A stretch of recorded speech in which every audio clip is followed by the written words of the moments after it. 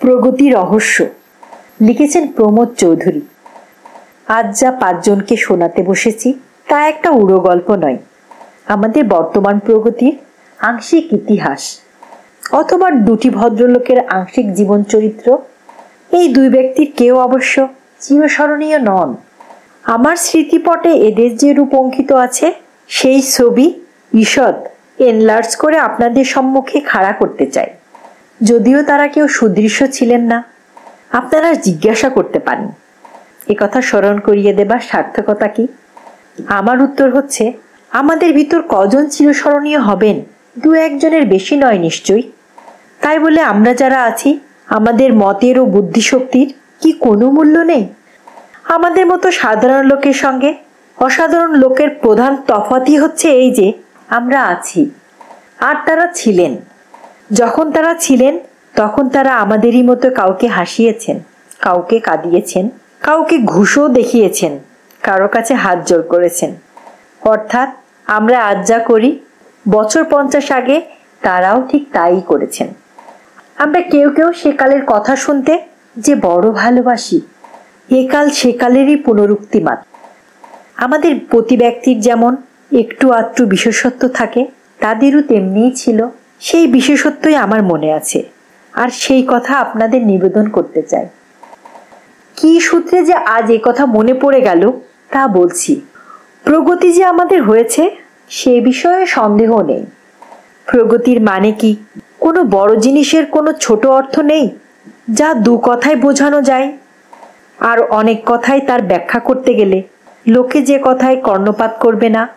প্রগতির প্রমাণ এই যে আমি যদি বলি প্রগতি হয়নি, তবে লোকে বলবে তুমি তো অন্ধ, আর না হয় বলবে তুমি সেকেলে কূপমুণ্ডুক। তাহলে দেখতে পাচ্ছ না যে আমাদের কাব্যে ও চরিত্রে ও চিত্তে কত পরিবর্তন এসছে? নিত্য ও গীতে কি পর্যন্ত প্রগতি এসেছে ও হচ্ছে। তুমি প্রমোদ চৌধুরী দেখেছ যে আমরা আজও পরাধীন ও পশবর, কিন্তু ভুলে যাচ্ছ যে আমাদের পরাধীনতায় আমাদের সকল প্রগতির মূল। আর তুমি ওই প্রগতির জোয়ারে খড়কুটোর মতো ভেসে চলেছ। আমি বলি তথাস্তু। এখন জিজ্ঞাসা করি, দেশে প্রগতি আনলে কে? যদি বলো ইংরেজ, তাহলে কথাটা সত্যি নাকি ঠিক হবে না? ইংরেজ তো আমাদের প্রগতির পথ বন্ধ করে দিয়ে গেছে ইন্ডিয়া অ্যাটের বেড়া তুলে। এরপর আমাদের প্রগতির উল্টো রথ টানতে হয়েছে। তবে কি রামমোহন রায় এই প্রগতির রথ নতুন করে চালিয়েছিলেন? অবশ্য এ পথ রামমোহন প্রথম আবিষ্কার করেন, তারপর বহু লোকে এই রথের দড়ি টেনেছেন। এই শ্রেণীর 2টি লোকের কথা আজকে আমি তোমাদের শোনাবো। তার মধ্যে একজন ছিলেন প্রগতির নীরব কর্মী, আর একজন নীরব ভাবুক। 2 জনই আলাদা আলাদা মানুষ। আমি ছেলেবেলায় একটা মফস্বলের শহরে বাস করতুম লেখাপড়া করবার জন্যে। সেকালে উক্ত শহরে 2 জন গণ্যমান্য মুকুটজে মশাই ছিলেন। একজনের ছিল অগাধ টাকা, আর একজনের ছিল অগাধ বিদ্যা বুদ্ধি। 2 জনই উপার্জন করেছিলেন 2 ভাবে, কেননা উভয়েই ছিলেন দরিদ্র সন্তান। কিন্তু উভয়েই সেলফ হেল্পের মন্ত্র সাধন করে একজন হয়েছিলেন ধনী আর অপরজন হয়েছিলেন বিদ্বান। কেনারাম মুখুজ্জে কোনো জমিদারের মেয়ে বিয়ে করে তার শ্বশুরকুলের দত্ত সমাহার আর মাসোহারা টাকা বাড়িয়ে বেঁচেছিলেন। সে উদ্বৃত্ত টাকা সুদে খাটাতেন। আমি কথা জানতুম এই সূত্রে যে আমাদের মতো লোকের, অর্থাৎ যাদের আয়ের চাইতে ব্যয় বেশি, তাদের দরকার হলেই তিনি 3-4 হাজার টাকা অপব্যয় করার জন্য ধার দিয়ে দিতেন। তার সাথে শতকরা 12 টাকা সুদও দিতে হতো তাকে। সে শহরে আরেকটি ভদ্রলোকও ছিলেন, যিনি জাতে সুবর্ণ বণিক ও ধর্মে খ্রিস্টান। তার স্ত্রী তার ঘর আলো করে থাকত, আর তার নাম ছিল মাই ডিয়ার। তার কোনো অস্টেন্সিবল মিনস অফ লাইভলিহুড ছিল না, অথচ টাকার কোনো অভাবও ছিল না। ছোট ছেলের কৌতূহলের অন্ত নেই। তাই আমি মাই ডিয়ারের স্বামীকে একদিন জিজ্ঞেস করি যে শ্রীযুক্ত কেদারাম মুখুজ্জে এত টাকা করলেন কি করে? তিনি বললেন যে টাকা করা একটা আলাদা বিদ্যে, যে জানে সে বিনে পয়সায় দেদার পয়সা করতে পারে। পরে শুনেছি তিনি আগে গভর্নমেন্টে চাকরি করতেন, কিন্তু আপিসে সেলফ হেল্পের বিদ্যার কারণে এতটা বেপরোয়াভাবে চর্চা করেছিলেন যে সরকার তাকে কর্মচ্যুত করতে বাধ্য হন। জেলে দেননি, পাদ্রী সাহেবের খাতিরে। তিনি ছিলেন প্রগতির একটি উপসর্গ। কি হিসেবে তা পরে বলবো। কেনারামবাবু বোধহয় কখনোই স্কুলে পড়েননি। তিনি ইংরেজি জানতেন কিনা বলতে পারি না। যদিও জানতেন তো সে একেবারে নামমাত্র। আমার ধারণা, এ ধারণা আমার কোত্থেকে হলো তা বলছি। মুখুজ্জে গৃহিণীর একটি ছোটখাটো অপারেশন হবার কথা ছিল। ছুরি চালাবেন একটি লালমুখো গোরা ডাক্তার। অপারেশনের ফলাফল জানতে আমরা তার বাড়ি উপস্থিত হয়ে দেখি মুখুজ্জে মশাই বারান্দায় পাগলের মতো ছোটাছুটি করছেন ও বলছেন, হরিবোল হরিবোল। আমরা একথা শুনে বুঝলুম যে মুখুজ্জে গিন্নির কর্ম সাবার হয়েছে। তারপর তার একটি আশ্রিত আত্মীয় এসে বললেন, অপারেশন খুব ভালোই হয়ে গিয়েছে। আমরা সেই কথা শুনে জিজ্ঞেস করলুম যে মুখুজ্জে মশাই তো হরিবোল হরিবোল এই মারাত্মক ধ্বনি উচ্চারণ করছিলেন যে। তিনি হেসে বললেন, ইংরেজি বলছিলেন আর কি।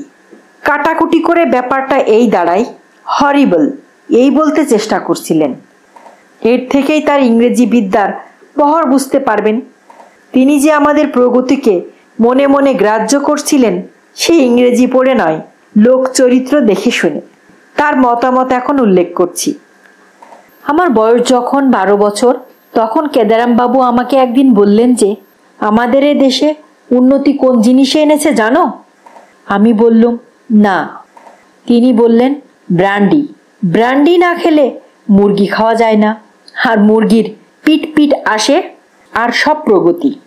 ব্র্যান্ডি পান করলে নেশা হয়, অর্থাৎ কাণ্ডজ্ঞান লুপ্ত হয়।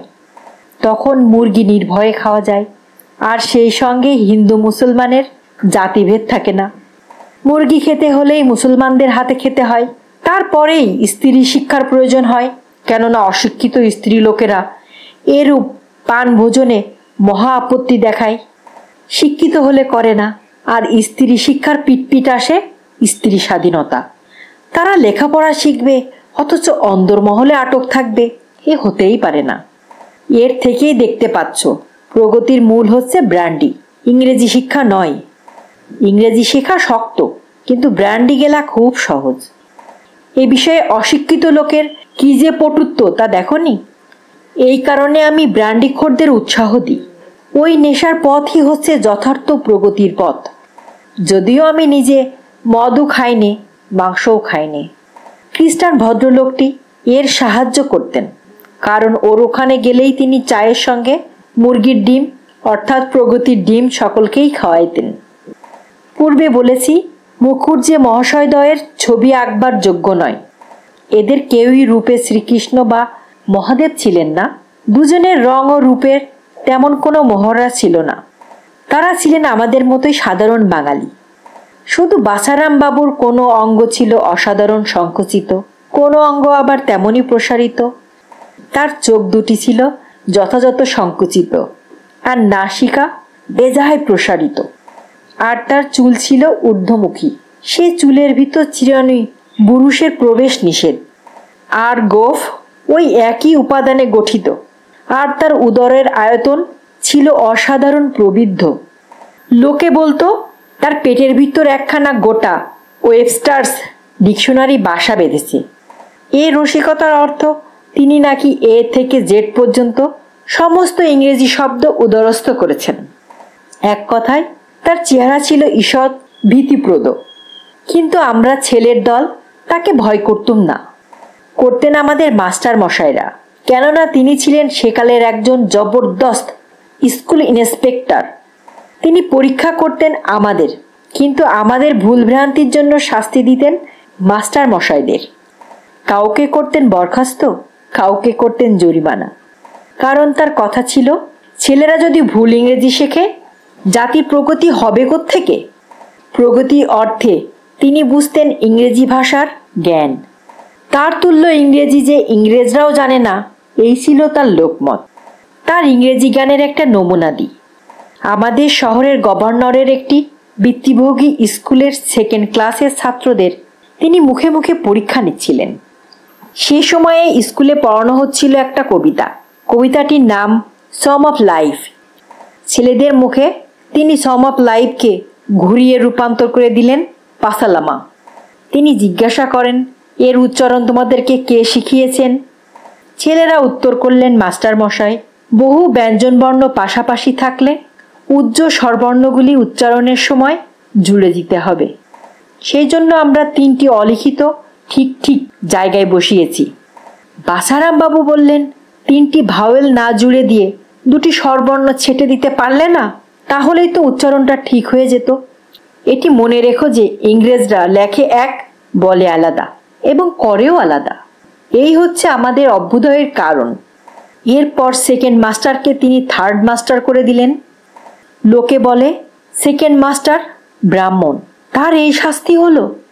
মাস্টার মশাই যে ঘোর ব্রাহ্মণ ছিলেন সে বিষয়ে সন্দেহ নেই, কেননা তিনি তার মেয়ের বিয়েতে শালগ্রামের বদলে একটি তামাকের ডেলা সাক্ষী রেখে বিবাহ কার্য সম্পূর্ণ করেছিলেন।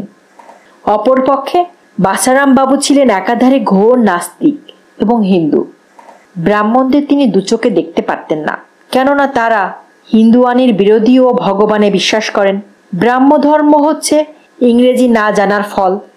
তার মতে ধর্ম হচ্ছে বৈষ্ণব ধর্মের মাসতুতো ভাই। যারা মনে করেন যে ইংরেজি না জানলে লোকে সভ্য হয় না, তাদের বলি যে এ কথা যদি সত্যি হয় তাহলে বাসারাম বাবু ছিলেন আমাদের প্রগতির একটি অগ্রদূত। তিনি মরবার সময়ও ইংরেজি বলতে বলতে মরছেন। ইংরেজি শিক্ষার ফলে তিনি বহুমূত্র রোগে আক্রান্ত হন।